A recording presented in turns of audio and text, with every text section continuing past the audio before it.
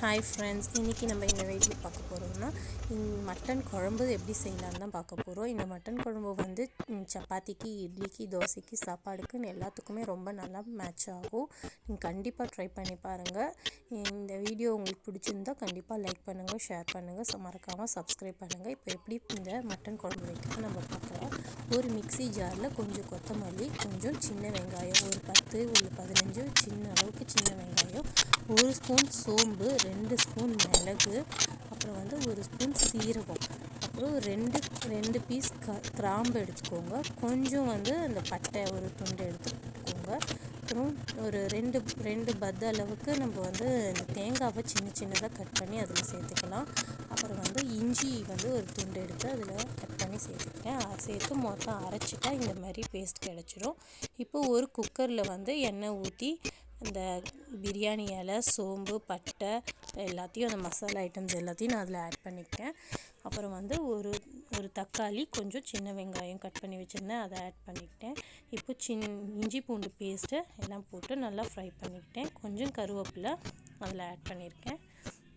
இப்போது நல்லா அந்த தக்காளியெலாம் நல்லா வதங்கி வரட்டும். பச்சை வாசனை போகிற அளவுக்கு கொஞ்சம் நேரம் நல்லா அதை வதக்கி எடுத்துக்கலாம். இப்போ அரைச்சி வச்சு அந்த பேஸ்ட்டை நம்ம இதில் ஆட் பண்ணிக்கிறோம். ஆட் பண்ணிவிட்டு கொஞ்சம் நேரம் அப்படியே லைட்டாக 2 மினிட்ஸ் மிக்ஸ் பண்ணிக்கலாம். அந்த கலர் லைட்டாக சேஞ்ச் ஆகிற அளவுக்கு நம்ம மிக்ஸ் பண்ணிக்கலாம். நல்லா நம்ம பச்சை வாசனையெல்லாம் அதில் அரைச்சிருக்கோம் இல்லையா, அதெல்லாம் பச்சை வாசனையெல்லாம் போகிற அளவுக்கு நல்லா மிக்ஸ் பண்ணிக்கலாம். இப்போது அதில் வந்து ஒரு 1/2 ஸ்பூன் மஞ்சத்தூள், 2 ஸ்பூன் அளவுக்கு மிளகாத்தூள் நான் இன்றைக்கி சேர்த்துருக்கேன். நான் இன்றைக்கி வீட்டில் அரைச்ச மிளகாத்தூள் தான் சேர்த்துருக்கேன். நீங்களும் வீட்டில் அரைச்ச மிளகா பொடியை எதுவாக இருந்தாலும் உங்கள் இஷ்ட பிரகாரம் நீங்கள் சேர்த்துக்கலாம். கொஞ்சம் கல்லுப்பு சேர்த்துருக்கேன் அதில் நான். எல்லாம் சேர்த்து நல்லா வதக்கி எடுத்துக்கிறேன். அப்புறம் வந்து 1 ஸ்பூன் அளவுக்கு தனியாத்தூள் சேர்த்துருக்கேன். அதுவும் நான் வீட்டில் அரைச்சிருந்த பொடி தான்.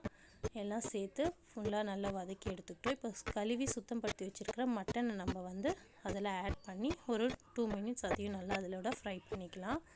நல்லா 2 மினிட்ஸ் அந்த கிரேவியெல்லாம் வந்து அதில் ஜெல்லாகிற அளவுக்கு நம்ம அதை ஃப்ரை பண்ணி வச்சுக்கிறோம்.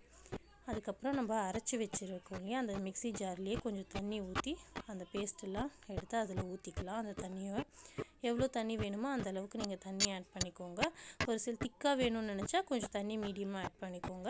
கொஞ்சம் தண்ணியாக வேணும், இட்லி தோசை எல்லாத்துக்கும் வேணும்னா கொஞ்சம் தண்ணி எக்ஸ்ட்ராவாக ஆட் பண்ணிக்கோங்க. நான் எல்லாத்துக்கும் வேணும்னு தண்ணி எக்ஸ்ட்ரா ஆட் பண்ணியிருக்கேன். குக்கரை மூடி ஒரு 5 விசில் எடுத்துக்கோங்க. 5-6 விசில் எடுத்துக்கிட்டால் இந்த மாதிரி ஒரு மட்டன் கிரேவி ரெடி ஆகிடும். தேங்க்யூ.